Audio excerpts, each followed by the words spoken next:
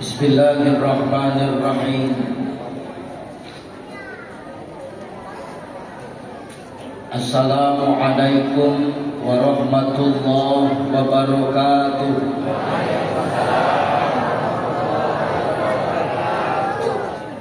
Assalamualaikum warahmatullahi wabarakatuh.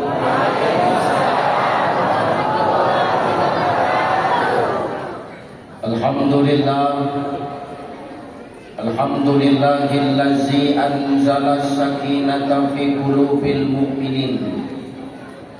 Asyhadu an la ilaha illallah wahdahu la syarika lah wa asyhadu anna Muhammadan abduhu wa mawalah. Allahumma shalli ala sayyidina Allahumma salli ala sayyidina wa ala ali sayyidina. Faqala Allah ta'ala a'udzu billahi samii'il 'aliim minasy syaithaanir rajiim.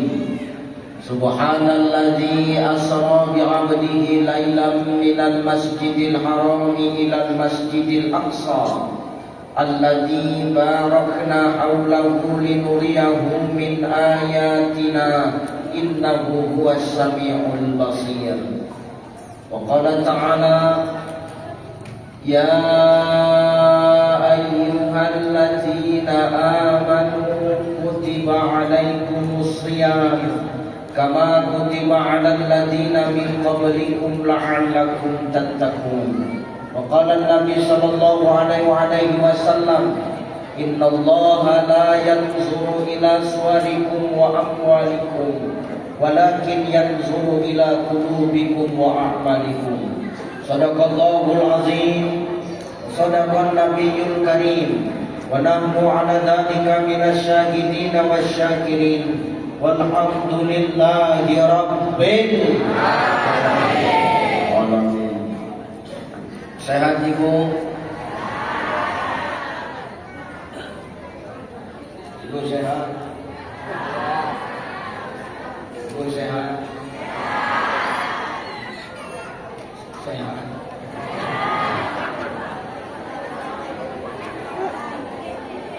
Ini malam ini luar biasa. Kenapa aku tengok luar biasa? Ibu-ibu yang banyak datang. Betul nggak Bu? Sampai keluar ibu-ibu, ayah-ayah ini yang datang, menandakan Rohim ini laki-laki yang masih hidup tinggal inilah sisanya. Mudah-mudahan ibu-ibu yang hadir malam ini semua wanita salihah, amin. Orang tua salihah, amin. Para istri yang berbakti kepada suami, amin. Amin. Ini tak kompak menjawab amin, sebahagia tiada itu mana? Kalau ibu-ibu yang hadir adalah wanita salihah yang berbakti kepada suami, amin.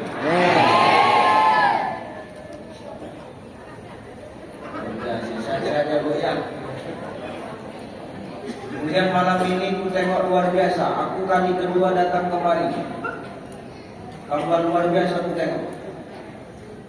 Tengoklah, meja sebesar ini air aja, tak ada apa-apa. Itu luar biasa.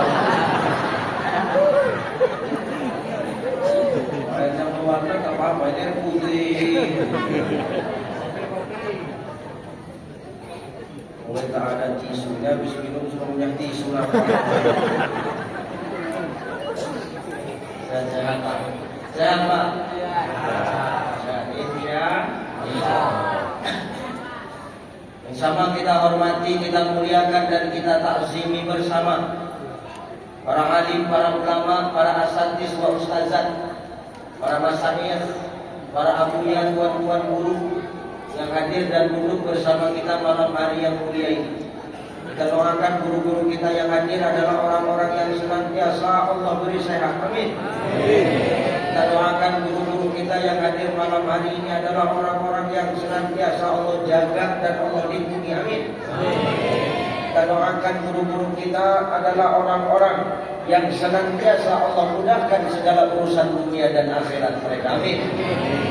Al-ulama warasatul anbiya. Ulama itu pewaris para nabi. Kalau kita memuliakan ulama, maka sama dengan kita memuliakan nabi. Itulah yang menjadi asbab Allah turunkan berkah itu. Fatahna alaihim barakatin minas sama'i wal ardh. Berkah dari langit dan bumi akan Allah turunkan. Salah satu asbabnya dengan kita memuliakan guru-guru kita. Betul? Betul. Maaf. Kita jadi orang hebat, kita jadi orang berhasil, kita jadi orang sukses tanpa seorang guru, kira-kira bisa nggak?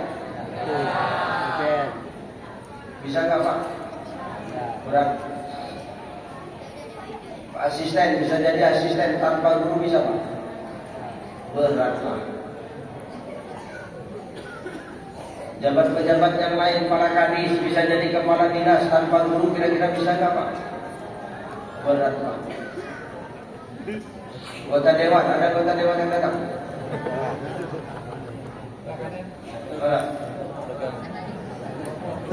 Enggak, jangan tunjuk-tunjukan, biasa jangan aja bagus kan.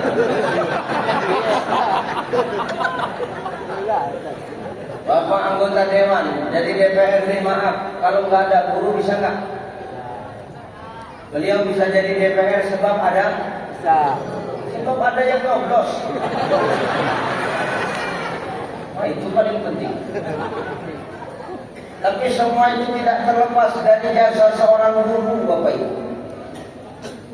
Saya maaf bisa ceramah kemana-mana. Semalam saya baru pulang dari Provinsi Bengkulu bersama Pak Gubernur dan Wakil Gubernur. Di Medan lanjut, di Pemkab Simalungun dan Wali Kota Medan. Pagi tadi jam 11 berangkat kemari. Saya tanggal 5 harus berangkat ke Provinsi Jambi dan Pontianak. Saya bisa ceramah kemana-mana. Awal ini saya tur 3 negara, Jepang, Hong Kong, Taiwan. Itu semua, maaf. Saya bisa ceramah kemana-mana sebab ada apa? Sebab ada? Sebab ada yang undang.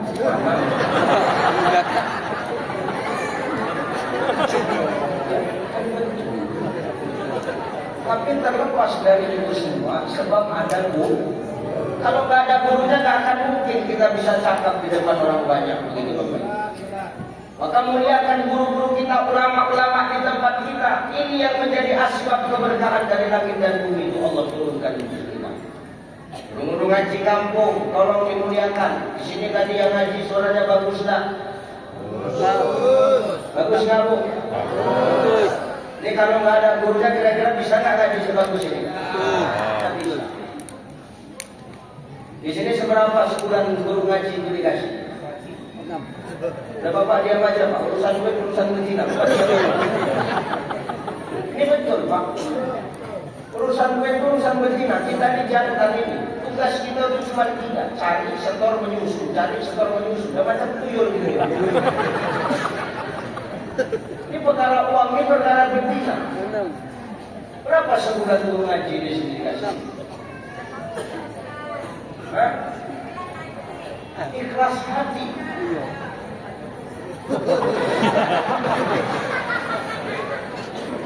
Itu guru ngaji yang ngajarkan anakmu sebulan setiap hari seikhlas hati.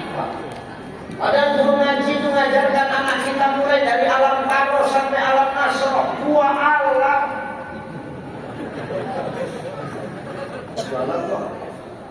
Alam taro, alam nasroh. Itu yang sebulan ngajarkan anakmu Quran setiap hari seikhlas hati. Itu yang sebulan aja seikhlas hati Pak. Apalagi aku yang cuma 1 jam agak sanksi berapa lagi ya?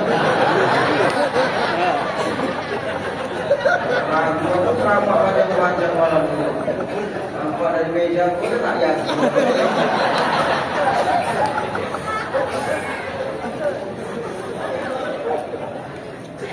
Wa kadzalika anzalnahu Qur'anan Arabiyyan wa sarafna fihi minal wa'idi la'allakum yattaquna. dzikra. Kata Allah, demikian kami menurunkan Al-Quran supaya Quran itu bisa jadi peringatan bagi mereka yang bertakwa kepada Allah. Maka kalau kita mau dapat barokah dari guru-guru kita, muliakan para ahlul Quran, muliakan orang-orang yang mengajarkan Quran. Itulah yang menjadi asbab Allah turunkan berkah. Itulah yang menjadi asbab Allah jauhkan negeri kita dari bala bencana. Amin. Insya Allah. Yang terhormat Bapak Bupati Rokan Hilir, Bapak Wakil Bupati Rokan Hilir yang malam hari ini diwakilkan oleh Bapak Asisten. Saya Pak Asisten.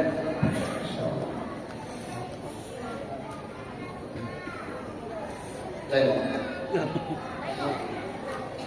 Beliau sebenarnya hadir bersama kita. Cuman beliau tak mau duduk di bawah.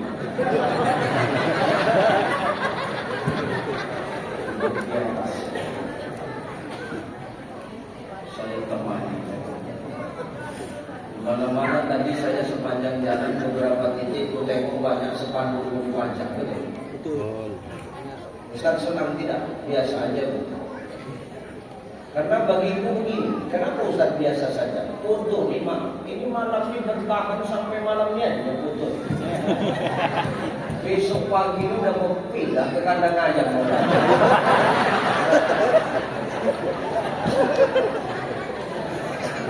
Ustaz kenapa tahu? Aku pernah jumpa.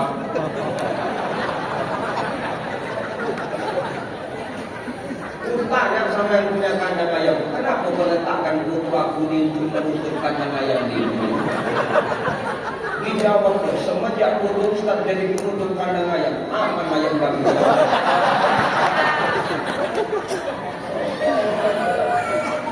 Luar biasa, kamu tak bangga-banggakan ya? Foto aslinya hitam, tapi di foto macam kena tipes kuning merah. Mudah-mudahan kita doakan Pak Bupati dan Pak Wakil seiring sejalan untuk membangun Rokan Hilir menjadi kabupaten yang lebih baik lagi. Amin. Yang terhormat, siapa yang datang? Para UPD, kepala dinas, hadir semua ya Pak. Ada yang hadir, ada yang nggak hadir. Hadirlah, kita hadir. Gak apa-apa, laporkan aja nanti. Absen. Para Forkopimda, Kapolres hadir Pak Kapolres. Oh Pak Kapolres langsung. Oh Pak Wakam. Kemudian dan Ramil. Ada dan Ramil. Gak ada. Wakili Pak. Pak dan Lanal. Hah? Dan Kosal dan kawan-kawan ada. Para kadis, para camat, para OPD, Forkopimda yang hadir, Kabak Kesra, para kabak, para kabin, anggota dewan yang hadir dan duduk bersama kita, tokoh agama, tokoh masyarakat, tokoh lembaga, tokoh adat, tokoh budaya, tokoh pemuda, tokoh ormas, semua yang hadir, yang tidak bisa disebut satu persatu. Mudah-mudahan hadirnya kita malam hari ini adalah orang-orang yang datang membawa barokah. Amin. Pulang dari sini masing-masing kita bawa ridho dari Allah Subhanahu wa taala. Amin. Ini sampai jam berapa kita ini, Pak? Subuh. Sampai jam berapa, Bu? Subuh. Sampai jam 12. Subuh. Begini. Maksud saya begini, saran itu boleh, cuman berotak sedikit.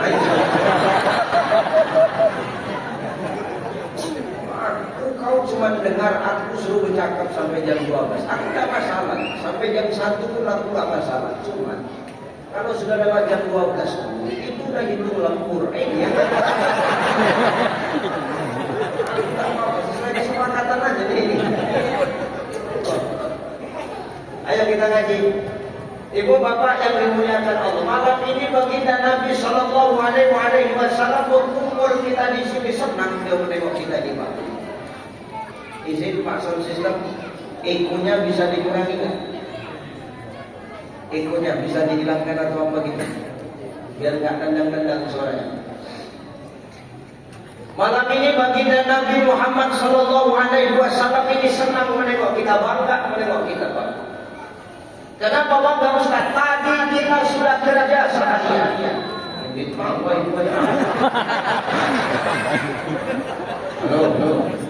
Halo. Dikurangi Pak. Ini namanya ditambah. Ngerti bahasa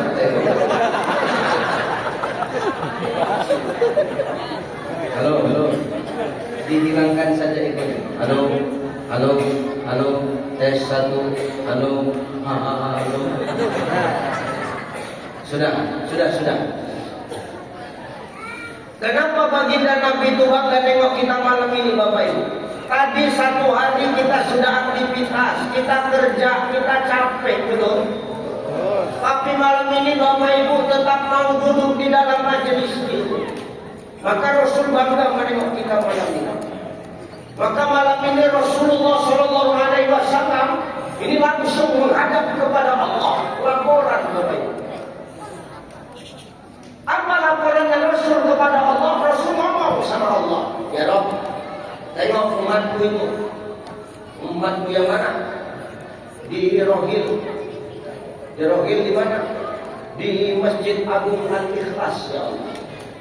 Ngapain mereka? Mereka kumpul dalam majelis ilmu. Padahal maaf, tadi mereka sudah capek bekerja, tapi mereka tetap datang dalam majelis ilmu, ya Allah. Pandang umatku, lihat umatku, ya Allah. Maka Rasul memandang kita malam ini dengan pandangan kasih sayang. Dijelaskan oleh Asy-Syaikh Imam Al-Ghazali di dalam kitab Ihya Ulumuddin, bahwasanya kalau Allah sudah melihat orang-orang yang duduk di dalam majelis ilmu macam begini, itu Allah akan perintahkan seluruh malaikat yang datang kemari, dipanggil seluruh malaikat. Malaikat malaikat Samina wa ata'na ya Rabbana. Turun kau kemana? Masjid Al-Ikhlas, Rokan Hilir. Apa cerita? Di sana ada majelis ilmu. Datang kau berhimpun ke sana. Maka semua malaikat malam itu turun, Bapak Ibu. Semua malaikat turun, termasuk Israfil itu turun malam itu. Israfil itu menengok orang bersandar dengan sama. Itu udah keren banget.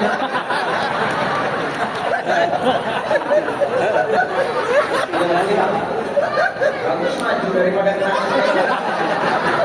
Kasih tahu aja. Bagus maju, ada gerakannya Israfil itu.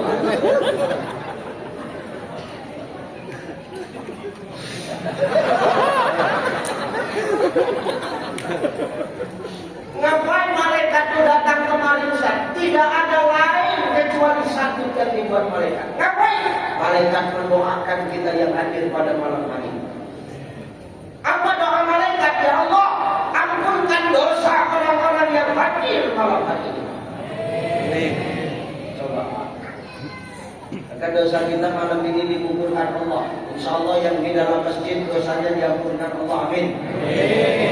Ustaz, apa? Kami tak kebagian tempat. Kami di luar. Coba nasib kami yang di luar ini. Itu yang aku tak tahu.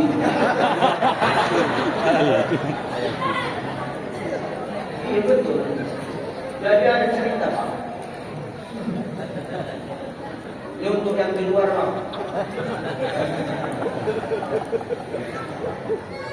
Dulu di zaman Rasulullah itu ada dua muazin yang terkenal Pak. Siapa dua muazin yang terkenal itu? Satu namanya Bilal bin Rabah. Siapa? Bilal bin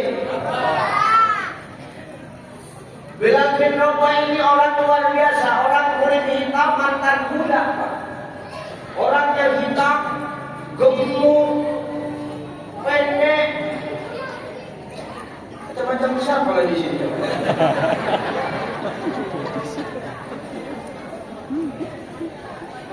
Tapi keistimewaan Bilal itu apa Ustaz? Bilal itu dijadikan Rasulullah, dipercaya Rasulullah sebagai muazzin untuk mengumandangkan azan setiap sholat. Ini satu, namanya Bilal bin. Ini dengar yang di luar, jangan sampai merokok aja muncul itu. Ini yang di luar supaya bisa merokok, ini banyak kali cerita. Satu, muazzin yang terkenal namanya Bilal bin Rabah. Yang kedua, siapa muazzin yang terkenal? Namanya Abdullah bin Ibnu Maktum. Siapa bang?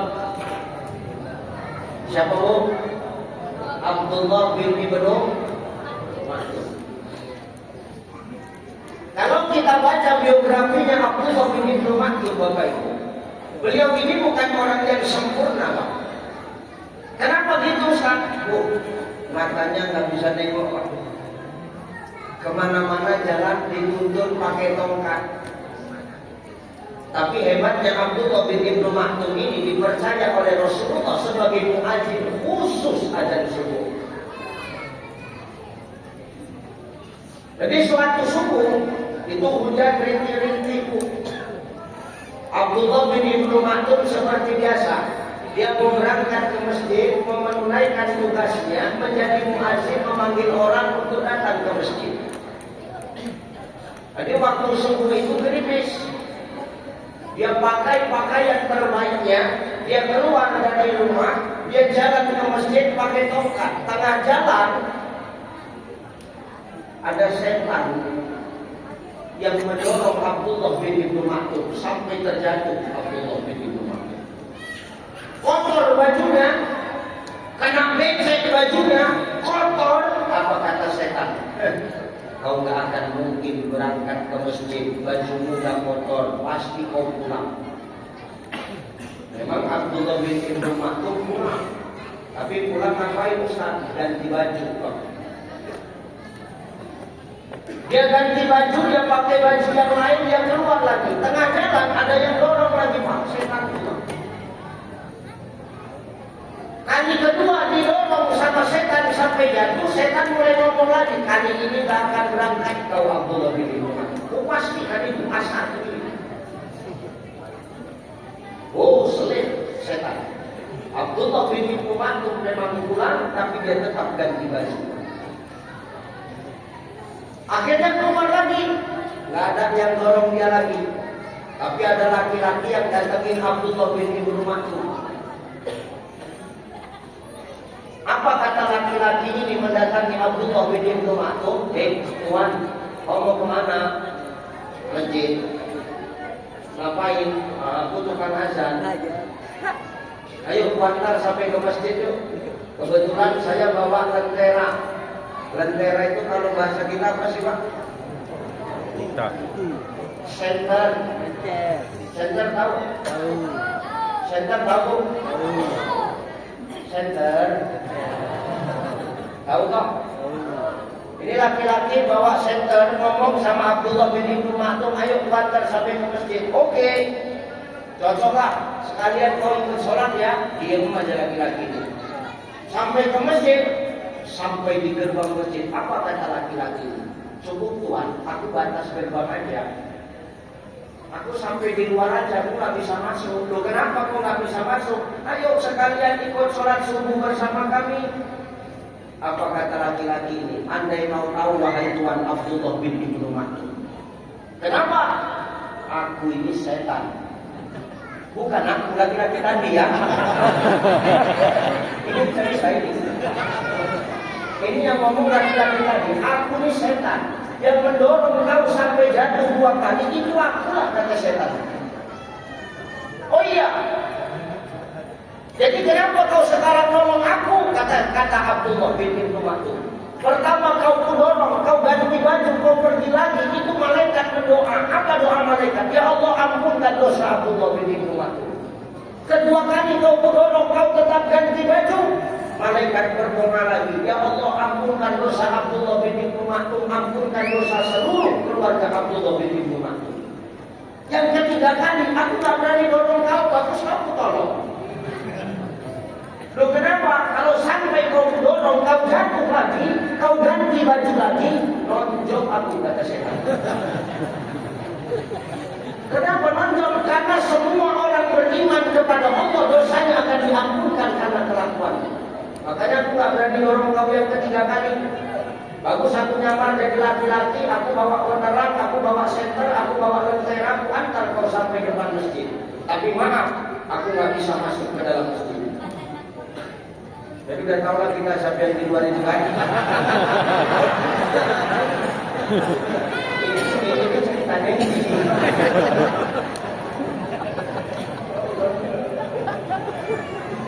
Insya Allah yang di luar pahalanya lebih besar daripada yang di dalam. Maka malam ini maaf dosa kita ini Bapak Ibu kumpul di sini, malaikat mendoakan agar Allah gugurkan dosa-dosa kita. Tapi dosa yang mana Ustaz? Dosa yang kecil. Kalau dosa yang besar enggak. Halo, yang berisik anak-anaknya ya. Coba anak-anaknya tolong ditenangkan ya. Ini kata Sultan Muhammad Al-Fatih penakluk Konstantinopel. Kalau kau dengar anak-anak berisik di masjid, itu jangan kau marah. Itu tandanya mereka bergembira, kata Sultan Muhammad Al-Fatih. Jadi anak-anak tidak bisa dimarah. Kasih tahu bagus-bagus. Itu mereka ini, jangan kau marah, jangan kau bentak. Takutku kau bentak dia, rupanya jelmaan Israel dicekek. Kasih tahu bagus-bagus. Kalau udah dikasih tahu nggak bisa diam juga. Berarti itulah kelakuan ayahnya dulu kecil. Memang tak bisa tenang kan. Maka dosa kita ini didoakan malaikat kepada Allah agar digugurkan. Dosa yang kecil, kalau dosa yang besar hanya akan diampunkan Allah ketika kita mau taubat dengan taubatan nasuha. Ya paling tidak lumayan lah dosa kecil kita ini diampunkan Allah, betul Bu? Betul Bu? Karena kan pada dasarnya kita ini semua para pendosa, betul? Ada di sini rupanya yang nggak berdosa. Coba mau tahu aku, ada di sini yang nggak berdosa. Kecuali anak-anak. Ada. Ibu punya dosa tak? Ibu punya dosa tak? Banyak. Banyak kali dosa. Dia yang punya dosa tak? Jawab, jangan macam orang suci kau ini. Tahu wajahmu teraniaya, nampaknya merasa kasihan dah. Punya dosa tak kita Bang? Banyak. Biar tahu. Nih, orang-orang yang duduk di depan ini. Ini punya dosa tak? Orang kira dosa dan paling banyak. Kenapa begitu? Ini pemain semua ini.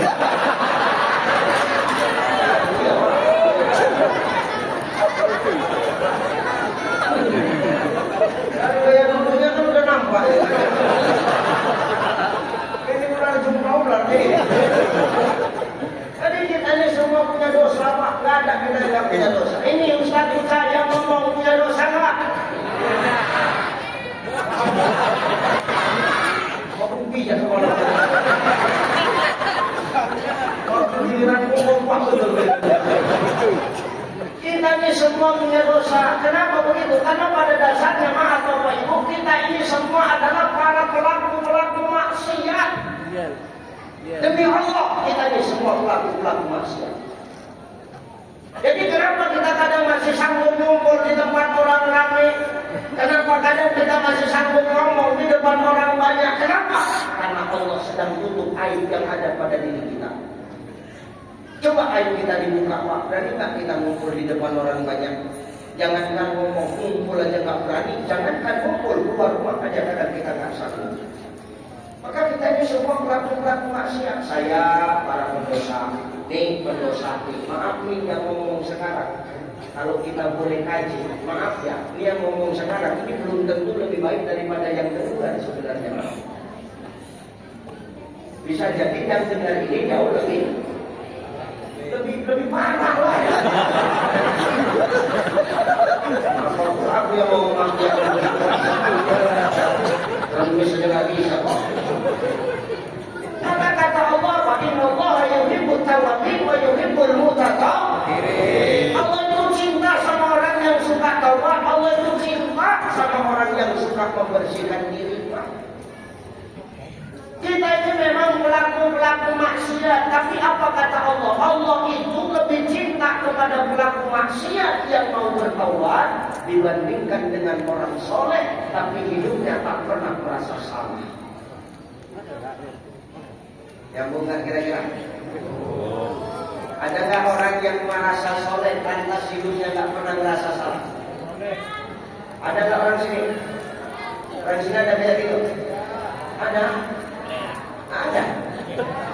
Yang mana orangnya? Yang mana? Datang orangnya, datang. Hidupnya kita jangan merasa paling benar, jangan merasa maaf kita paling sempurna. Enggak, kita bisa begini karena aib kita sedang ditutup Allah saja. Maka kalau aib kita mau ditutup Allah, caranya cuma Ustaz, jaga aib saudara kita, jaga aib orang. Jangan dalam hidup ini bak kata pepatah, gajah di pelupuk mata kita nggak nampak, tapi semut di seberang lautan kadang-kadang kita jelas nampak. Salah sendiri kita nggak pernah sadar, tapi salah orang kita selalu tahu. Betul? Betul? Makanya ini, macam mana orang bisa tenang hidupnya kalau suka ngurusin orang, Pak? Kenapa orang sekarang hidupnya susah buat tenang? Kenapa orang sekarang hidupnya gelisah? Kenapa? Yang jawab Syekh Jalaluddin Rumi, Pak. Kata Maulana Rumi, penyebab orang itu nggak bisa tenang, hidupnya nggak bisa damai, gelisah aja. Apa penyebabnya? Kata Syekh Jalaluddin Rumi, penyebabnya cuma satu. Apa? Kita nggak tahu kunci nikmat hidup. Loh, kunci nikmat hidup itu apa, Cai? Kunci nikmat hidup cuma satu, Pak. Apa, Bu? Jangan sibuk ngurus punya orang. Sibuk ngurus apa yang Allah titipkan sama kita. Kalau kita sibuk ngurus punya orang, kita bakal lupa ngurus punya kita. Nanti punya kita diurus orang. Kau sibuk ngurus laki orang, lakimu gak kau urus, nanti lakimu diurus orang.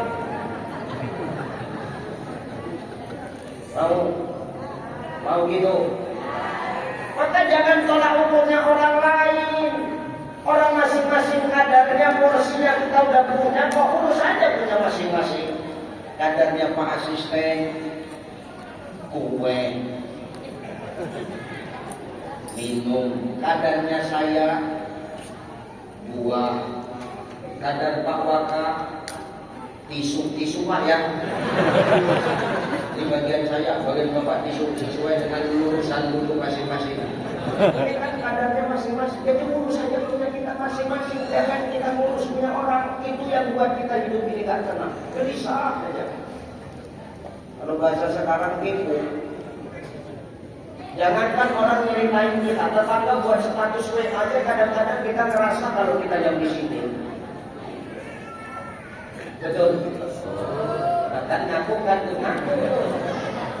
Tetangga buat story WA itu merasa maksud status lu apa kak, nyindir aku macam mana kak? Ada maksud nyindir kamu.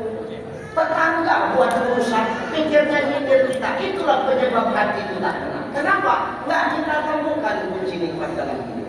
Karena kunci nikmat dalam hidup cuma satu, urus urusanmu, jangan kau sibuk urus porsinya orang. Kalau kita sibuk ngurus punya orang, kita bakal lupa ngurus punya kita sendiri. Terakhir apa? Kita akan jadi orang yang mengukur nikmat, Pak. Gak tahu syukur. Yang gini-gini. Gimana ya? Dia pakai pendekatan tasawuf dulu kayak gini. Minummu sama minumku sama enggak? Minummu sama minumku sama enggak? Enggak kok. Ibu dapat minum kan? Bungkusnya sama apa beda? Oh sama, oke ganti. Bungkus kita sama nggak? Musuh kita sama nggak Pak Sister? Beda. Bapak kalau mau dapat gelas, coba yang ngomong. Porsinya orang ngomong kasih gelas Bang. Ini kan maaf, kalau orang punya penyakit hati Bapak Ibu, ini nengok bungkus saja, ini udah iri Pak. Padahal maaf, kalau kita kaji-kaji, minummu dari botol, betul. Minummu diletak di gelas, betul. Ini kan cuma beda casing Pak. Ini kan cuma beda bungkus Pak. Isinya sama-sama air enggak? Sama-sama bening enggak? Kalau diminum, sama-sama ngilangin haus enggak? Jadi kenapa direcokin? Hari ini kita suka ketemu sama casing tapi lupa sama manfaat. Jadi hidup ini yang buat kita kufur nikmat, kita terlalu memperhatikan casing sampai kita lupa manfaat Pak. Makanya kita gelisah aja nengok orang. Tetangga beli kipas, kita kepanasan, kan aneh. Jijik beli orang kayak gini, ya betul. Tetangga beli AC, dia kedinginan, ngapain begitu? Tetangga beli mobil, dia beli bodrek Pak. Kenapa pusing memikirkan apa yang punya tetangga? Ngapain dipikirin? Makanya mau Ramadan ini kita harus tenang. Gimana cara menenangkannya? Nah, Allah kan udah jawab dalam Quran. Ala bidzikrillah tatmainnul qulub. Dengan zikir itulah harus tenang awak.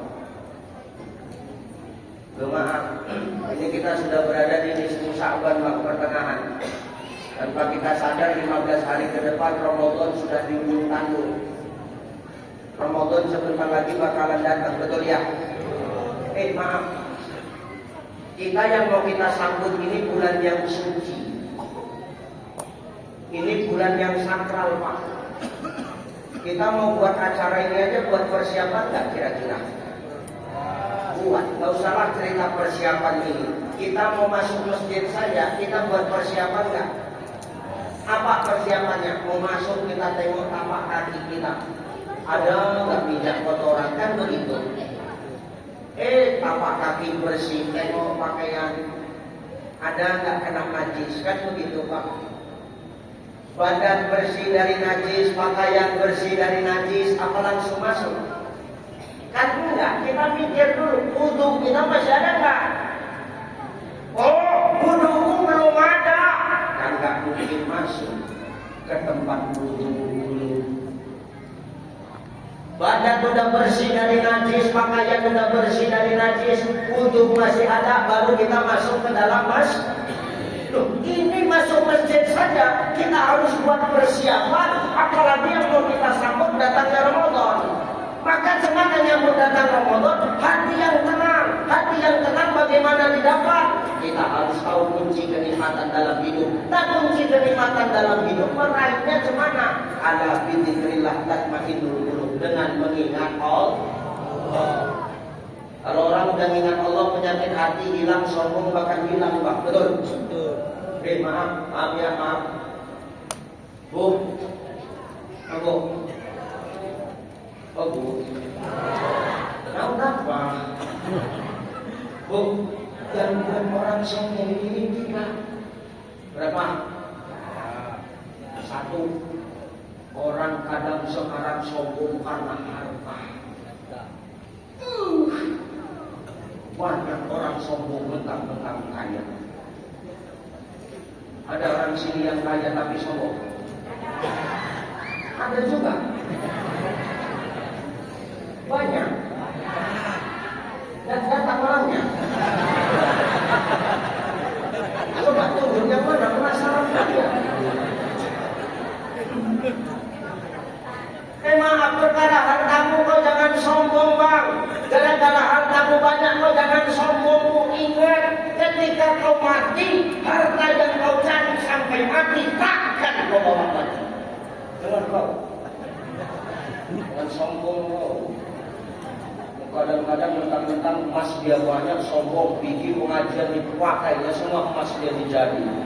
Kau pikir kau cantik, macam robot, aku jangan kau jalan. 10 jari dari pasang cincin. Ditanya orang, mau kemana nak? Mau pengajian? Cincin-cincin udah orang kayak gini. Pengajian di mana? Masjid aku. Pulang mau pengajian, dihantam mobil meninggal, emas yang kau sombongkan, kau bawa mati nggak? Bawa mati nggak? Jadi untuk siapa emas itu? Ya, untuk kaum teraniaya deh. Inilah. Tapi kan suami kami itu nangis, Ustaz. Suamimu nangis itu cuma pencitraan dan tahu-tahu. Dalam hatinya ini betul-betul. Makanya apa? Wajar Rasul itu begitu meninggal Khadijah. Ini kan Isra Mi'raj kan karena ada sebab. Sebabnya kan karena Khadijah meninggal dan pamannya Nabi meninggal. Maka tahun itu dikenal sebagai tahun Amr Gusti, tahun bukan cita, kan begitu Pak. Kenapa Rasul itu begitu sedih ketika Khadijah meninggal? Karena maaf, Ibu Khadijah kenal kan? Khadijah. Kan kenal ibu? Orang Bagan yang jualan sarapan pagi. Maaf ya, Khadijah itu istri tercinta baginda Nabi Pak. Kenapa Rasul begitu nangis, begitu sedih? Padahal maaf, zaman sekarang kalau kita tengok, ketika maaf, istri yang meninggal jarang laki-laki itu ada yang menangis. Sekarang jarang kali. Tapi kalau suaminya yang meninggal, banyak istri yang menangis bersinggul-singgul. Itu banyak. Tapi Rasul yang seorang Nabi Pak ya, meninggal istrinya sedih berkelanjutan. Kenapa? Khadijah begitu menikah dengan Rasulullah, seperti tanah Arab itu harta Khadijah. Begitu menikah dengan Nabi, Khadijah ngomong sama Rasul, ya Rasul, ini bukan hartaku lagi. Pakai semua hartaku ini di jalan Allah. Ini hartanya Allah ya Rasulullah. Pakai untuk dakwah, gaspol ya Rasulullah. Nabi tak minta, Khadijah yang kasih. Ini bagi sudah hebat. Istrimu ada muda begitu Pak? Dari gajah duduk aja udah nampak. Nggak ada istri kita yang model begitu. Jangankan istri pun nanti juga tahu. Makanya nggak tunggu ini aja model. Itu benar Pak. Tapi Khadijah begitu nikah dengan Rasul, ini harta-hartanya Allah ya Rasulullah. Belanjakan di jalan Allah, habiskan. Padahal Rasul nggak minta. Nanti ketika aku sudah wafat ya Rasul, ketika kau berdakwah ada sungai yang tak ada jembatannya, bongkar kuburanku, ambil tulang belulangku, rangkai jadi jembatan supaya kau tetap bisa lewat ya Rasulullah. Coba, bini pada gitu, nggak usahkan begitu. Tahu panen sawit. Egrek, di sini bilangnya apa semua? Egrek mata. Pernah nggak bini ngomong? Udah bang, gak usah disambung, biar panjang aja bang, tunggu di bawah.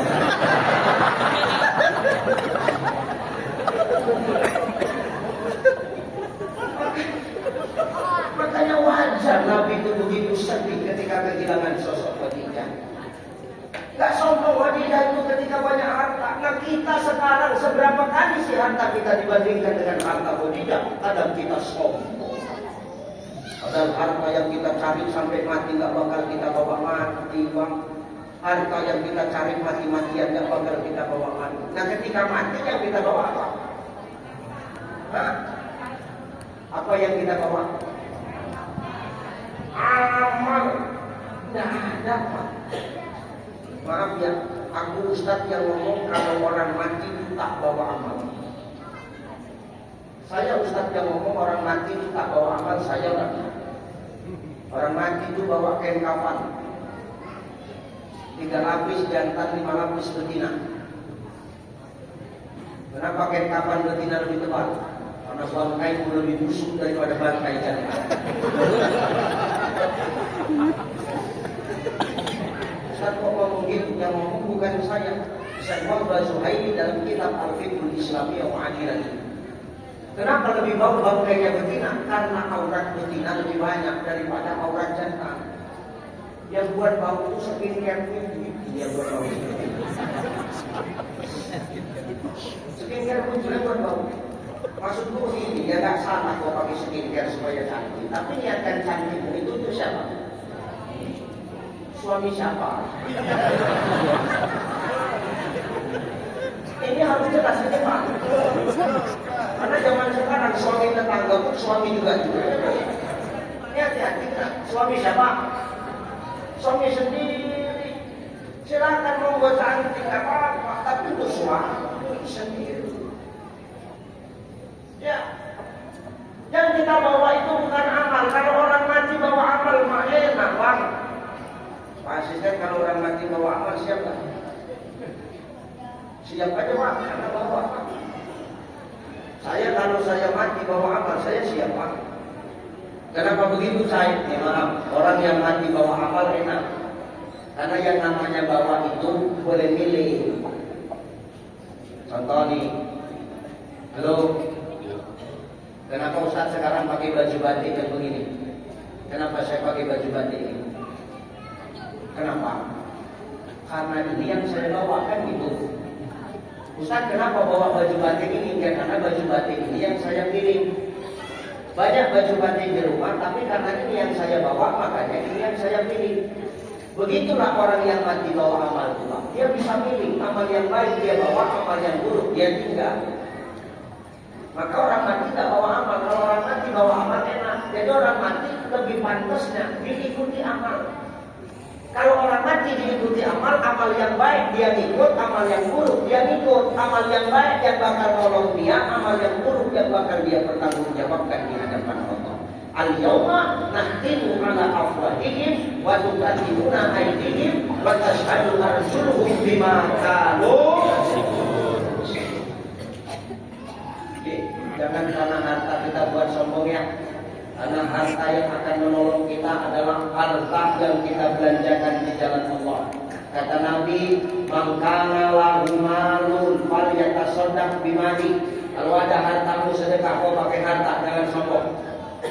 Sedekah itulah yang menampar kita untuk tidak sombong dengan harta yang Allah titipkan kepada kita. Jelas. Sedekah nggak mesti banyak, biar sedikit asal rajin, biar 2000 asal rutin. Buat apa sedekah banyak-banyak Pak? Kalau sedekah 100.000, 200.000, 300.000, buat apa sedekah banyak-banyak? Tapi 5 tahun sekali itu apa? Itu bukan sedekah, itu serangan fajar itu. Mana kesal Pak Dewan? Apa beda daripada sedekah serangan fajar? Maka jangan sombong karena harta. Yang kedua, yang membuat orang sombong apa? Yang buat hati nggak tenang, sombong, penyakit hati banyak apa Ustaz? Jabatan. Ini yang buat orang sombong. Dengar, ini yang di depan, dengar. Jangan karena jabatan awak hari ini awak sombong. Jelas sekian. Ustaz, apa? Aku asisten Nabi Presiden Pak. Ayo, ngomong apa? Aku kepala dinas Nabi Presiden Pak. Kau tahu Nabi Presiden, Nabi kepala negara, Nabi kepala pemerintahan, Nabi pemimpin umat. Tengok, pernah tak kita tengok Nabi sombong dengan jabatan yang dikasih Allah? Enggak. Nabi jadikan jabatan yang untuk mempermudah urusan orang Pak. Di mana orang minta stempel, langsung disestempel. Kenapa? Karena stempel Nabi sekaligus cincin dari Allah. Itu Pak. Stempel jadi cincin. Jadi orang minta stempel gampang. Nabi jadi pejabat isinya cuma satu, al-maslahatul ammah muqaddimun alal maslahatul khassah. Mengedepankan kepentingan orang banyak dibandingkan kepentingan pribadi. Tidak sombong. Gimana? Cocok? Jangan ganggu-ganggu aja. Ini sini Pak. Ustaz. Orangnya miskin musyawarah. Cukup sekali aja kaget sudah mulai. Kenapa 1 tahun kamu cuma pakai mancing? Aku tak masalah Pak. Satunya bilang berganti. Kadang ada orang begitu Pak. Nasihat marah dia. Dalam oke, sebulan penelpon lagi, saya datang cari sama tempat kami lagi. Tapi ternyata nggak mau undang aku lagi, dan cakap begitu udah mati orang itu. Maka jangan cakap jangan ada cepat mati aja. Maka jangan sombong dengan jabatan kita. Ustaz apa? Aku Wakapolres. Umpama. Aku Babinsa dan Ramil. Bapak Babinsa apa dan Ramil? Aku dan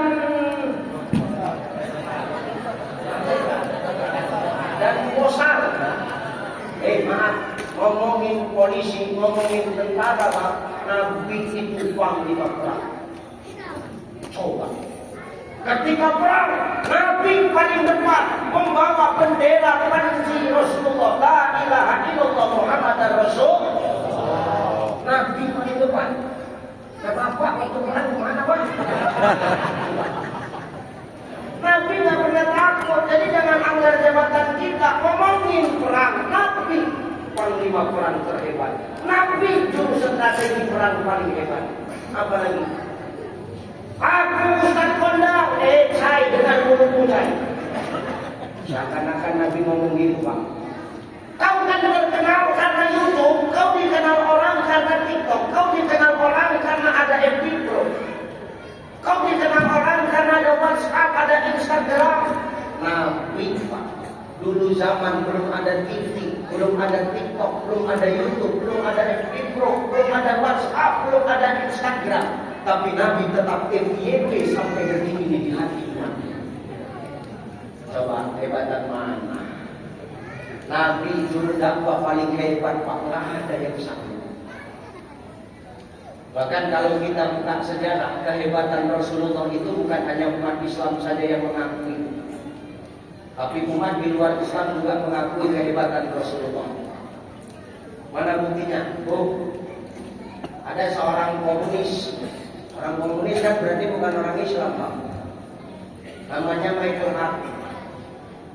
Siapa, Bu? Michael Hart, siapa? Kenal Michael Hart, kenal? Orang bagian saya pindah dia salam kado semir ya. Ini mah apa? Orang komunis namanya Michael Hart, bukan orang Islam, nulis buku, judul bukunya The 100 Ranking of Most Influential Person in History. Coba apa judulnya? 100 tokoh terhebat di dunia yang mampu merubah peradaban umat manusia. Yang nulis bukan orang Islam, tapi menempatkan nama Rasulullah di nomor 1. Artinya apa? Hebatnya Nabi bukan hanya di kalangan umat Muslim saja, tapi di luar umat Islam, dunia pun mengakui kehebatan Rasulullah. Artinya apa? Jangan apa sombong dengan jabatan kita hari ini. Kenapa? Tidak ada apa-apanya dibandingkan dengan Rasulullah. Cocok? Jangan ganggu aja, ini serius nih. Kan ini yang buat hati nggak tenang karena jabatan, buat hati kotor itu karena jabatan sombong. Yang ketiga, yang buat hati nggak tenang, yang membuat orang sombong, penyakit hati lumpuh, apa Ustaz? Ilmu, Pak. Ilmu, banyak orang yang berilmu tapi sombong. Inilah macam Ustaz ini. Dan kita di guru, maaf guru, kadang-kadang kita sama kita jadi saingan, ngapain? Aku tahu persaingan itu ketat, aku tahu ketat kami pun persaingan sekarang. Bukan cuma orang pedagang aja yang bersaing, berdakwah pun bersaing sekarang. Persaingan ketat. Semua pakai strategi marketing masing-masing. Ini kekuatan kubur sekarang ini. Saya jangan heran kalau hari ini awak tengok Ustaz, udah macam kubur, banyak betul cincin. Salah benar. Artinya apa Bapak Ibu? Jangan dengan ilmu itu maaf kita malah menjadi orang yang merusak kesejukan di tengah-tengah umat. Ini orang yang punya ilmu tapi sombong dia begitu. Dia jadi provokator, dia rusak keutuhan umat yang sudah terjaga dengan baik. Akibat apa? Ilmunya tidak dimanfaatkan dengan baik, jadi akan merusak. Orang yang punya ilmu, tapi maaf ilmunya nggak dimanfaatin yang baik, jadinya merusak. merasa paling pintar, merasa paling bisa, merasa paling sempurna, yang lain tidak tahu apa-apa. Ini salah. Padahal kata Allah Subhanahu la ilma lana illa ma 'allamtana innaka antal alimul hakim. Kata Allah, kita ini tidak punya ilmu kecuali ilmu itu Allah yang dipimpin sama kita. Maka hidup tak perlu sombong. Kalau kita punya ilmu, gampang bagi Allah untuk mengambil ilmu kita. Salah satu bencana orang berilmu apa? Afatul ilmi an-nasyan. Allah kasih lupa saja, hilang ilmu kita lupa. Ya, supaya nggak sombong, ilmu itu jadi manfaat lah. Sampaikan walau satu ayat, kata Nabi, ilmu anti walau ayat. Bahkan kata Imam Al-Ghazali, andai kata kau melihat seekor anjing, ada anjing yang memuntahkan berlian, jangan tengok anjingnya, tengok apa yang dimuntahkan. Memang anjing, tapi yang dimuntahkan berlian. Ambil berliannya, disamak, dijual laku. Ini bukan berarti aku anjing ya, ini contoh. Ya, begitu. Maka hari ini begini. Jangan karena ilmu kita jadi orang yang sombong. Kalau dengan ilmu kita sombong, maka jadinya bukan sebagai penyejuk, malah menjadi perusak di tengah-tengah umat. Maka yang tiga ini menghadapi Ramadan perlu harus ditenangkan. Semana yang tiga ini ditenangkan, zikir dengan Allah. Karena pangkalnya ada di hatimu, ibu. Afdhalu zikri fa'lam annahu la ilaha illallah. Seabdul-abdul dan zikir adalah kalimat la ilaha illallah. Zikir telah mencuci hati. Setiap sesuatu ada pencucinya, dan pencuci hati adalah zikrullah. Setiap sesuatu ada pencucinya, dan pencuci hati supaya bersih adalah zikrullah. Bu, ibu nyuci baju pakai apa? Ya pakai rinso. Ya rinso, deterjen, molto, betul. Itu baju yang kotor dicuci pakai deterjen, pakai rinso, pakai molto, bersih kan? Bersih kan? Bersih. Kenapa bersih? Alat pencucinya cocok. Wangi kan? Kenapa wangi? Alat pencucinya cocok. Ibu nyuci piring, piringnya bekas lemak, lemaknya banyak, nyucinya pakai sunlight. Piringnya bersih nggak? Wangi nggak? Keset nggak? Kenapa keset? Karena lemaknya hilang. Kenapa lemaknya hilang? Pencucinya cocok, sunlight, pembasmi lemak. Nah makanya ini yang badannya macam sampai ke hati, yang banyak lemaknya, tidak usah sok-sok sederhana lemak untuk minum santai. Minum 3 kali sehari lemak itu hilang. Jangankan lemak nyawa pun hilang. Kadang-kadang orang perempuan aneh. Nah kalau hati yang kotor, nyucinya jangan pakai rinso, jangan pakai wudhu, jangan pakai santai, tapi pakai zikir. Maka dengan ingat Allah itulah yang akan membersihkan karat-karat penyakit hati. Kalau karat-karat penyakit hati sudah bersih, maka tenang akan kita dapat. Sebagaimana firman Allah dalam Quran surah Al-Anfal, tanda-tanda orang beriman itu kata Allah, ketika disebut nama Allah, bergetar hatinya, timbul rasa takutnya, teringat akan dosa-dosanya. Maka wajar ketika dia ingat dosanya, ketika berzikir, menetes air matanya, teringat dosa-dosanya, sebanyak air mata yang menetes, sebanyak itulah ampunan yang Allah berikan kepada hamba. Jangan heran kalau kita tengok orang zikir nangis.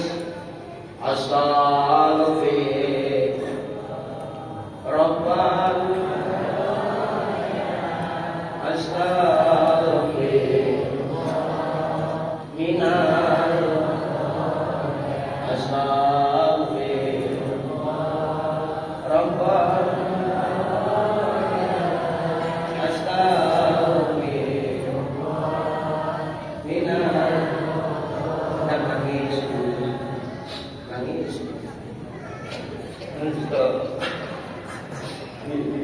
Tanya sama kawan sebelah, kenapa nangis kak? Cuma agak nangis kan? Enggak, belakang kanan kiri nangis, dan nangis agak kurang rasanya. Itu menangis yang bisa. Menangis yang dimaksud adalah ketika teringat akan dosa-dosa. Maka supaya hati tenang, penyakit hati hilang, sombong hilang, satu, untuk nyambut Ramadan bersihkan hati dengan mengingat Allah. Dua, Ustaz, bagaimana supaya Ramadan itu tenang, saling memaafkan di antara kita? Bagaimana kita mau minta maaf dengan ikhlas dan mau memaafkan dengan ikhlas kalau masih ada penyakit hati di dalam? Betul ya Bu ya? Bu, minta maaf ikhlas, makanya hati dibersihkan dulu. Siapa yang minta maaf? Kita yang salah. Ini walaupun hadis ini doib, tapi hadis doib itu tetap bisa dijadikan sandaran ibadah. Nabi ketika di ujung Syaban khutbah naik ke atas mimbar di anak tangga pertama Nabi ngomong amin. Anak tangga kedua Nabi ngomong amin. Anak tangga ketiga Nabi ngomong amin. Selesai khutbah Umar datang. Ya Rasulullah, kenapa kau tadi ngomong amin amin amin 3 kali? Apakah ada wahyu yang datang? Enggak, Umar. Jadi kenapa kau ngomong amin amin 3 kali ya Rasulullah? Ada pesan apa? Tadi malaikat berdoa kepada Allah, ya Allah, jangan terima amal ibadah orang di bulan Ramadan kalau dia belum minta maaf kepada orang tuanya. Maka aku aminkan doanya Jibril. Amin. Enggak akan diterima doa kita, amal kita di bulan Ramadan kalau kita belum meminta maaf kepada orang tua kita. Ustaz apa? Orang tuaku masih ada, datangi. Jangan kau datang pada mak ayah ketika kau susah aja. Udah kaya kau, udah hebat kau, udah populer kau, dikenal orang, tapi kau lupa pada mak ayah. Tanpa doa mak ayah tak jadi kau apa-apa. Datangi mak ayah di masjid. Jangan datang pas susah aja. Emakku jauh Ustaz, ayahku jauh Ustaz, telepon. Jangan biasakan mak ayah itu menunggu kabar dari kita. Kalau bisa kita yang ngabari mak ayah kita. Kita kadang telepon kawan, telepon pasangan, bisa sampai lama kita berjam-jam. Tapi telepon mak ayah kadang-kadang sebentar aja. Assalamualaikum salam. Sehat Mak, sehat. Oh ya udah Mak, Assalamualaikum salam. Kan ada otak.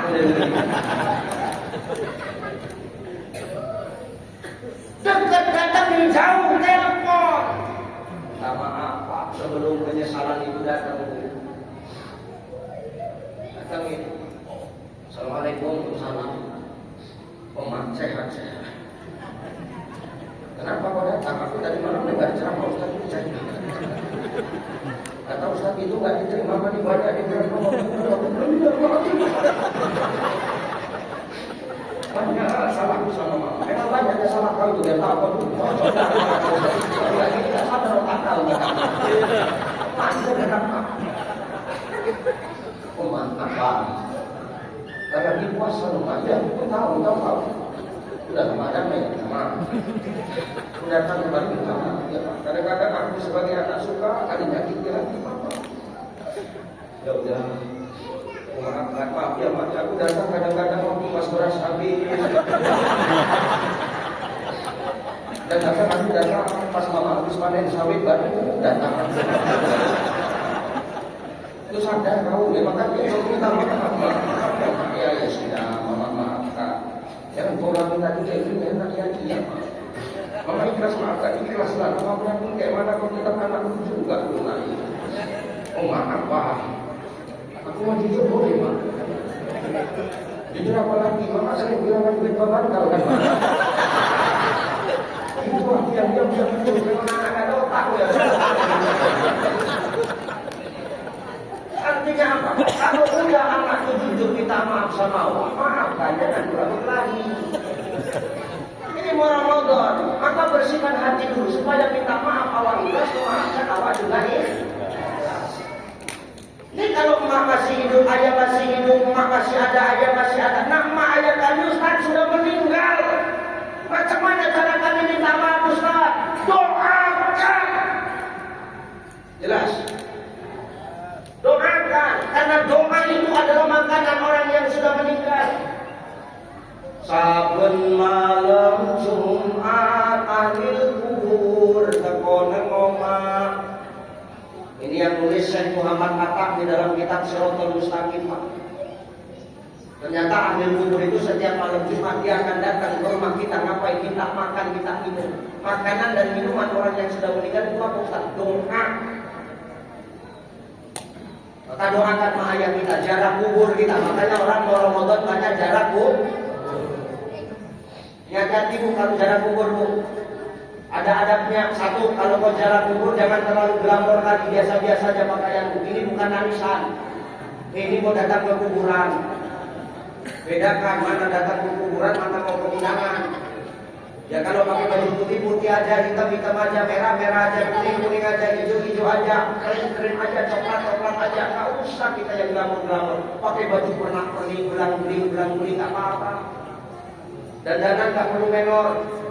Kata Syekh Wahbah Zuhaili, ketika kau masuk ke dalam kuburan, copot semua perhiasan yang nampak di mata. Jam tangan copot, cincin lepas, gelang lepas, ibu ya. Bu, dengar gak nih? Ini tunggu dengar apa belum ngantuk? Ini serius ini bu. Karena awak kami sama menempatkan waktu acara kubur penampilan awak. Jangan terlalu gelap. Ini perhiasanmu yang nampak, cincin, gelang, jam tangan, copot. Ini dibawa. Kenapa? Kata Syekh Wahbah Zuhaili, kalau kau masuk kubur dengan membawa perhiasan yang kau sombongkan di dunia, kalau kau bisa dengar omongan mayat dalam kubur, apa kata mayat itu? Sombong kalian manusia yang masih hidup. Padahal kalian adalah bangkai yang berjalan di muka bumi Allah. Kejam aja. Maka copot jam tangan itu, cincin itu copot, gelang itu copot. Jangan tembak-tembak sekarang, nanti dia waktu ziarah bilang. Nah, masuk, buka sendal kalau tidak membahayakan. Ya bu ya, ucap salam. Assalamualaikum warahmatullahi wabarakatuh. Wa inna insyaallah bulan ikut. Panjangkan surat yang pendek ada. Assalamualaikum ya ahli kubur. Masuk. Jangan nunggu dijawab. Siapa yang mau menjawab? Nanti dijawab tahu nanti yang mati bukan dulu. Masuk aja. Ustaz apa? Aku bawa bunga, boleh tabur bunga? Silakan tabur bunga, tapi niatnya hanya untuk apa? Sebagai tanda kalau itu ada kubur, bukan untuk menghias kubur. Jelas bu? Bawa air Ustaz kami siram boleh, niatnya untuk apa? Memadamkan tanah, bukan untuk ngasih minum orang yang sudah meninggal. Goblok. Berem kita kadang-kadang. Makanan orang yang sudah meninggal itu loh. Doakan jangan meratap Pak, kadang meratap kita di atas kubur itu. Mama, kata Ustaz tadi malam makan kami minta maaf, tadi ampunkan dosa. Makanya tadi mama ibadah bulan Ramadan Pak.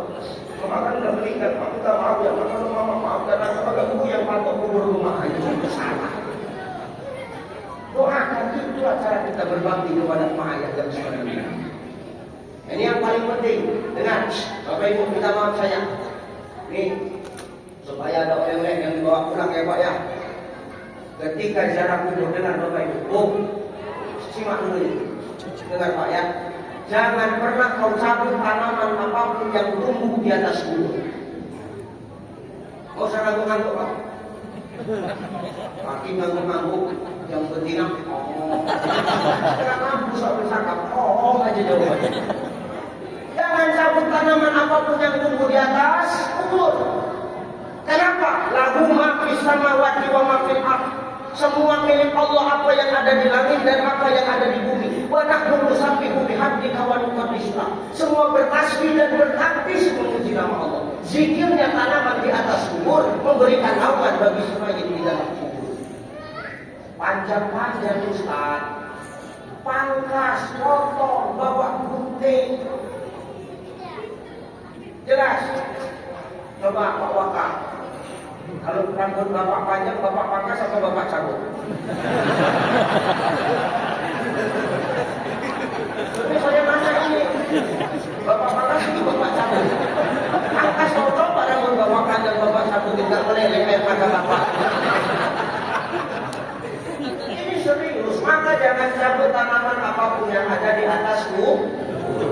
jelas. Itu sampaikan. Yang penting kamu kasih tahu nih Pak, perkara kamu mengamalkan atau tidak itu terlepas dari ini. Yang penting kamu sampaikan. Misalnya Allah aku nanti kamu sampaikan saya udah. Jadi kenapa masih dibuat batal? Masih ngaku aja kepalanya. Nih tengok nih. Ini ada kabelnya ya. Ada lihat kayak baju sedikit. Tengok. Halo, jelas suaranya kan? Ini umpamanya kuburan. Apa? Kuburan. Kalau yang di samping sini, mau Bapak cabut, mau Bapak semprot, silahkan. Ya kan disemprot nanti kan? Kalau ada nanya, Ustaz kalau dibakar, kepala mau bakar. Suka hati lah, mau bakar, mau semprot, mau cabut yang di samping sini silahkan. Tapi yang di atas kubur nih, jangan pernah awak cabut, panjang pangkas, bawa gunting, pakai mesin babat pangkas. Kenapa? Kalau dicabut, kalau disemprot, kalau dibakar, mati kakak-kakaknya. Tak ada lagi yang duduk di atas. Jelas? Mana dalilnya kalau ini tanaman di atas kuburan berzikir Ustaz? Ini dia. Suat. Ya, berarti kelakuan ayahnya dulu begitu. Kanto anakku. Halo.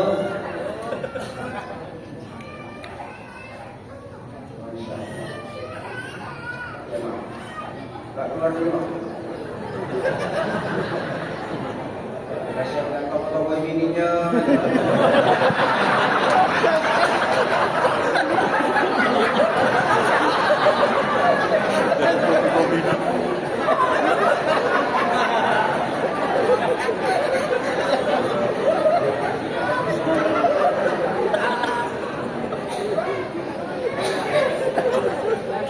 Bukan beliau saya pun di rumah begitu. Saya di rumah pun begitu. Kita nih di luar aja kita hebat. Di rumah lah, cerita lah. Aku di rumah itu yang memandikan anak, mengasih makan anak, menggendong anak. Maaf cakapnya anak keberak, kan sibuk kan. Dia tahu itulah suami yang soleh masih begitu. Tidak macam kau masih soleh.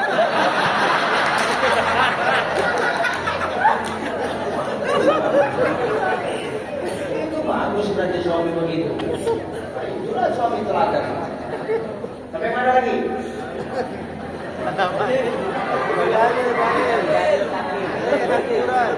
Lanjut ini. Sedikit lagi lah ya. Di sini udah ya Pak ya.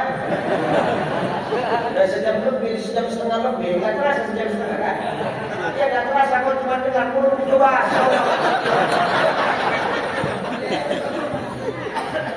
Mana dalilnya Ustaz? Suatu hari Rasul sama Abu Bakar jalan melintasi kuburan Pak. Tahu-tahu Rasul mendengar ada mayat yang menangis di dalam kubur.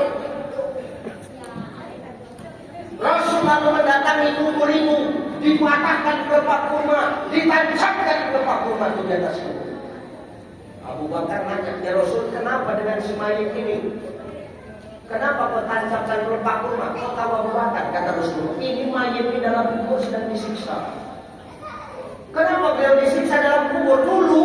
Dulu, waktu dia kencing, waktu dia buang air, ketika hidup di dunia, habis buang air, dia tak pernah istinja, tak pernah mencucinya. Inilah penyebab kita disiksa dalam kubur. Kau buang air kecil, kau tak istinja, kau sholat, walaupun sudah wudu, tetap tak sah sholat. Kenapa? Menajis. Ya jawab, ini biasanya jantan ini. Tarik simpel aja pada kita kalau buang air kecil apa?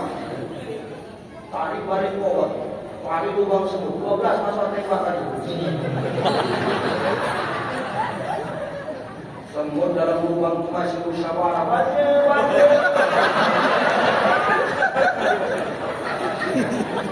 Rupanya neraka ada yang membuang kencing. Mati semut jantan. Kan kasihan semut betina jadi janda semua.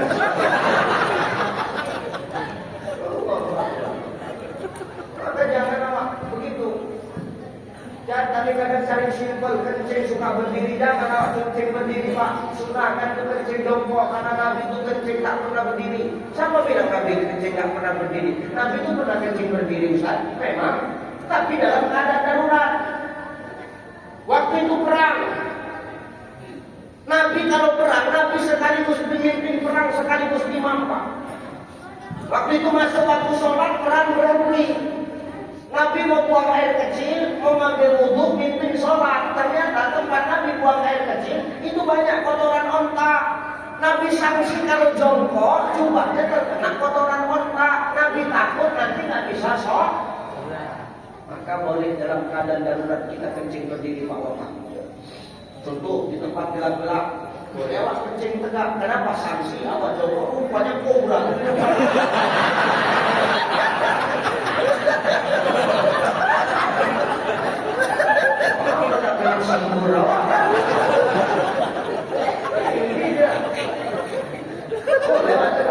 Tapi kalau amannya toilet itu bersihnya dia, jangan awak kencing tegak. Dengar Pak, jantan aja suruh kencing jongkok, apalagi jangan sok kencing tegak. Aku satu serak mana-mana. Ini masih tahu nih. Maka kencing itu jongkok. Istinja awak Ustaz, aku manen sawit kerjaanku, tak ada air, macam mana aku istinja? Cari tisu. Tisu tak ada, daun kan ada.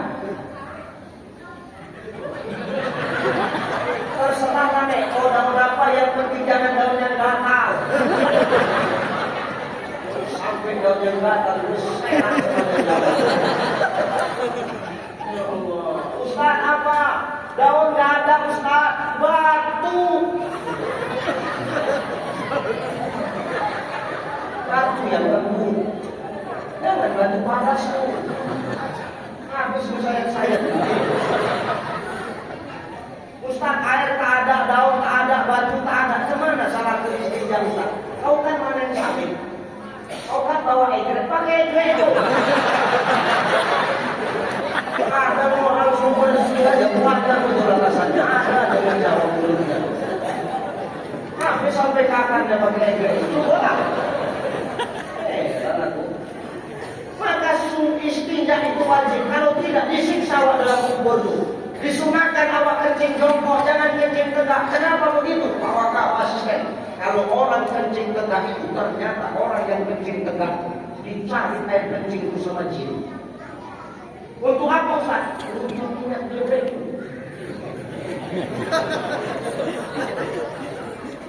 Untuk minyak urut.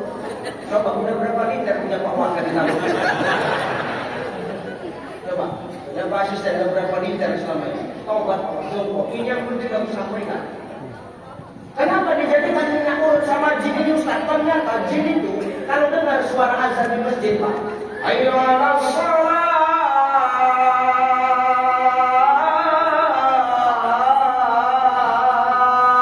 Jin itu lari cari tempat aman Pak. Jin itu macam kita, ramai, lebih ramai lagi jin daripada kita. Bertabrakan jin itu Pak, cari tempat aman. Jin ini ada yang muslim, ada yang beriman, ada yang tak beriman. Jin yang lari itu jin yang tak punya iman Pak. Kalau jin yang muslim, jin beriman, dia datang ke masjid sama macam kita. Jangankan jin, binatang aja ada yang beriman, ada yang tak beriman. Mana yang tak beriman? Cicak itu, maka sunnah setiap malam Jumat awak suruh membunuh cicak pakai karet. Nampak? Cicak itu kerasan buruk. Maka Aisyah itu setiap malam Jumat selalu dibuatkan panah-panahan sama Nabi.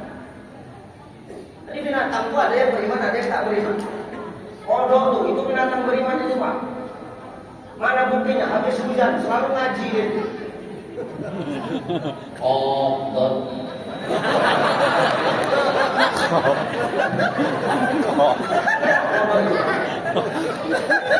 Kalau habis hujan itu, kodok. Kodok. Ada kodok tak beriman. Gadgetnya kodok yang mengaji. Asal kodok beriman mengaji. Kodok tak beriman. Gadgetnya. Gara-gara.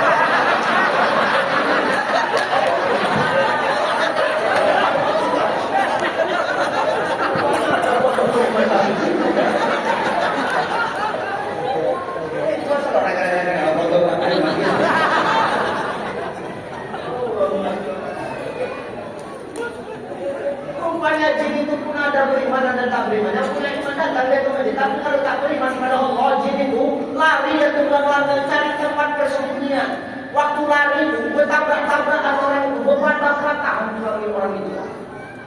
Itulah selesai azan tuh jin itu keluar, dicari dan kencing orang yang tegak, itulah ditaku. Dibandingkan minyak urut, dioleskan ke badan jin itu, balik sehat lagi jin itu. Tampung lah, udah ditampung yang kencing kita tuh, diselenting lagi. Dari mana Ustaz tahu diselenting? Tengoklah, maka orang yang kencing tegak, habis kencing pasti kayak gini.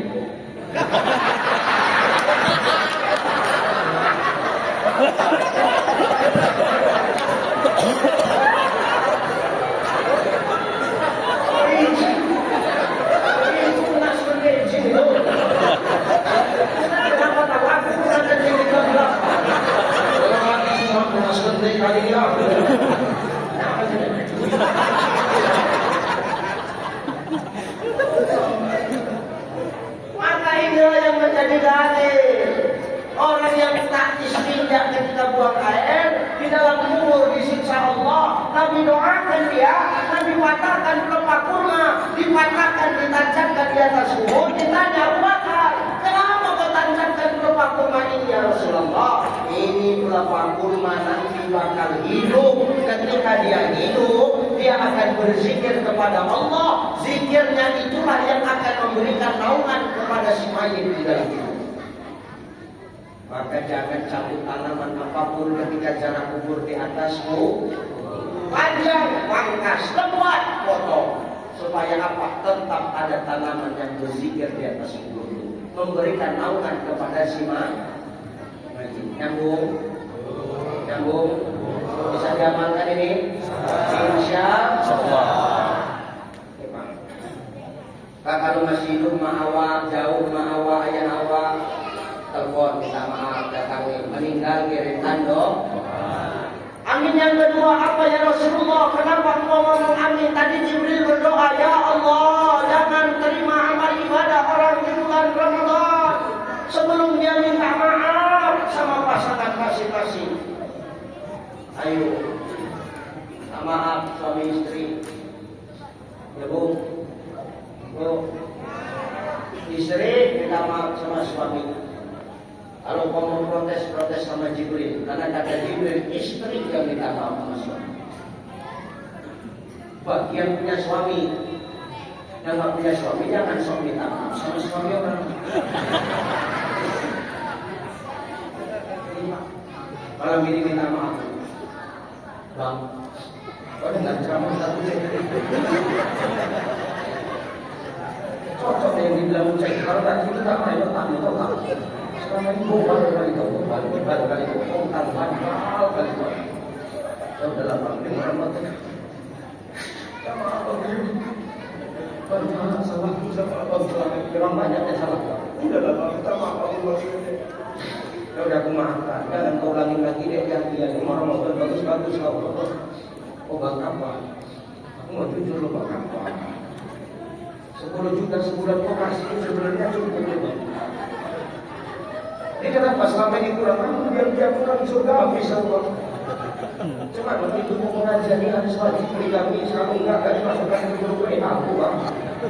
Ya sudah nggak apa-apa. Lain kali kau ngomongnya jangan kau diam-diam dulu. Kalau kau diam baik ini kan itu iya bang.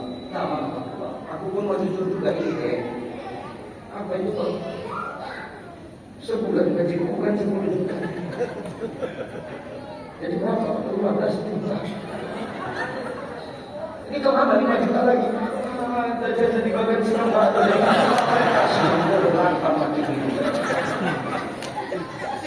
Sudah awak saling jujur, saling maaf. Gugurkan dosa kepada pasangan. Yang ketiga, amin yang ketiga, takkan diterima amal ibadah orang di bulan Ramadan. Kata Jibril, siapa dia? Orang yang meminta maaf kepada sesama di antara mereka. Maka sebelum Ramadan ini datang, gugurkanlah dosa kita sesama kita. Saling maaf. Atasan kalau ada salah awak sama bawahan minta maaf. Awak hari ini jadi atasan, kadang kita mau bentak-bentak bawahan itu. Tanpa bawahan kita tidak bisa jadi atasan. Jelas kan? Paham. Jangan awak panggaron kata orang Medan, jangan merasa hebat. Tak ada yang sempurna. Kalau awak meskipun atasan, tapi kalau awak punya salah, apa salahnya awak minta maaf sama kita? Ada capek kita bentak anggota kita, padahal dia bekerja setengah mati untuk kita. Saling maafkan. Di pekerjaan begitu, di masyarakat begitu. Ini sudah penutupan beres belum? Ada di sini tidak? Majelis Taklim. Sudah penutupan belum? Nanti waktu penutupan kita maaf itu.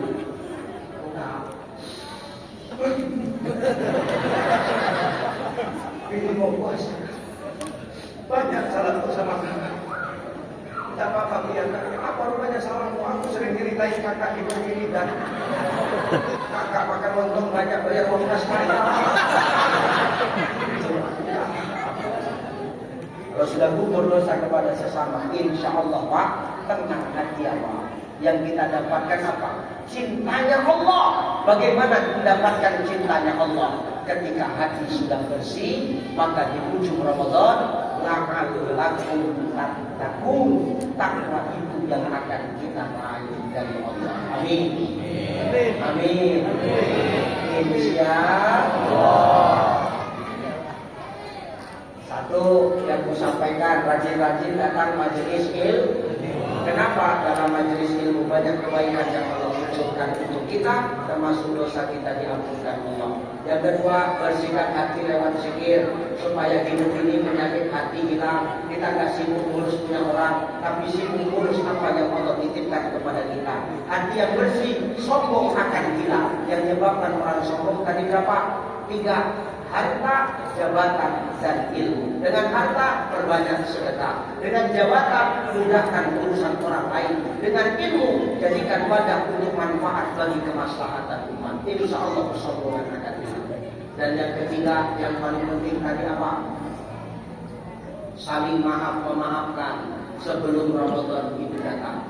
Minta maaf kepada orang tua, saling maaf memaafkan kepada pasangan, dan saling maaf memaafkan kepada sesama di antara kita. Hati yang bersih akan siap menyambut bulan yang suci. Insya Allah cinta kepada Allah akan kita raih. Hati yang bersih akan siap menerima gelar takwa dari Allah Subhanahu wa Ta'ala. Amin. Amin. Insya Allah. Nah, itu aja lah ya. Udah, kita di ceramahnya 9:30, ini sudah jam 11, 1 jam setengah. Udah lah ya, udah ya Pak ya. Udah lah, tolong lah ya, udah ya. Kalau jam pendek segitu juga dari kesepakatan ini. Mudah-mudahan Bapak Ibu yang saya tinggalkan semua sehat-sehat. Bapak Ibu yang saya tinggalkan semoga dimudahkan segala urusan dan rezekinya. Bapak Ibu yang saya tinggalkan semoga tetap istiqomah di jalan Allah. Saya yang mungkin besok pagi baru kembali ke Sumatera Utara, karena siang besok saya di Labuhan Batu Utara dan malam nanti di Labuhan Batu Selatan berbantu di Sumut. Di sini Sumut baru berangkat ke Provinsi Jambi dan Pontianak. Doakan aku sehat-sehat. Doakan aku selamat-selamat perjalanan. Doakan aku dimanapun berdakwah aku selalu Allah jaga dan Allah lindungi. Terima kasih Bapak Ibu. Mohon maaf. Insya Allah kita berjumpa lagi di lain waktu dan kesempatan. Ila liqa ma'as-salamah. Wallahu muwaffiq ila aqwamit thoriq. Wassalamualaikum warahmatullahi wabarakatuh.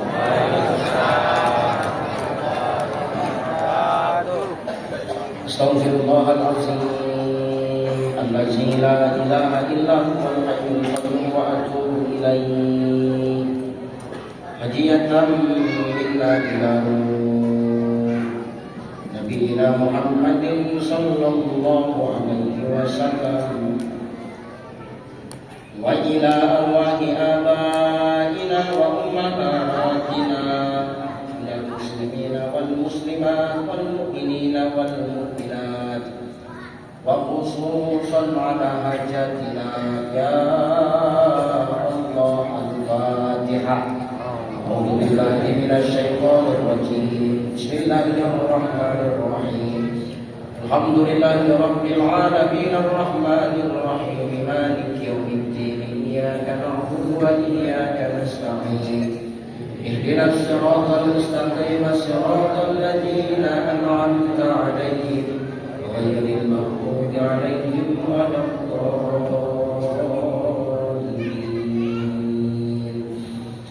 أعوذ بالله من الشيطان الرجيم بسم الله الرحمن الرحيم الحمد لله رب العالمين والصلاة والسلام على أشرف الأنبياء والمرسلين وعلى آله وأصحابه رسول الله أجمعين اللهم صل على سيدنا محمد وعلى آل سيدنا محمد لا إله إلا أنت سبحانك إنا كنا من الظالمين اللهم ربنا تقبل جميع حسناتنا واغفر جميع سيئاتنا واهدنا الصراط المستقيم اللهم لا سهل إلا ما جعلته سهلا وأنت تجعل الحزن إذا شئت سهلا خصوصا على حاجاتنا يا الله يا مجيب السائلين ربنا ظلمنا أنفسنا وإن لم تغفر لنا وترحمنا لنكونن من الخاسرين ربنا يا الله لا تزغ قلوبنا بعد إذ هديتنا وهب لنا من لدنك رحمة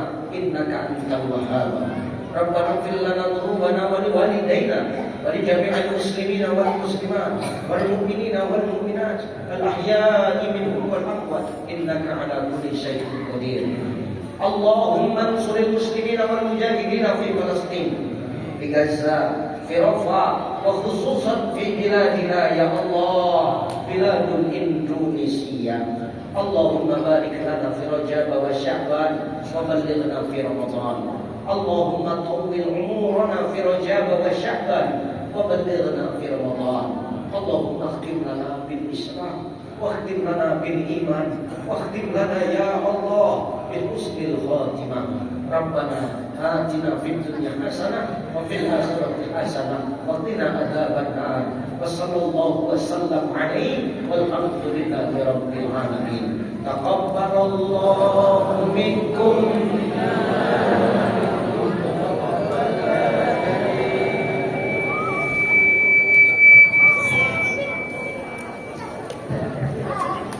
Bapak Bupati dan jabatan majelis yang kami muliakan, dengan berakhirnya doa maka berakhirlah acara peringatan Isra Mi'raj Nabi Muhammad sallallahu alaihi wasallam. Kami atas nama majelis jabatan dan kami mohon maaf jika terdapat kesilapan dan kesalahan kami dalam membantu acara ini. Akhir kalam, wabillahi taufiq wal hidayah. Assalamualaikum warahmatullahi wabarakatuh. Dan dilanjutkan dengan sesi foto bersama.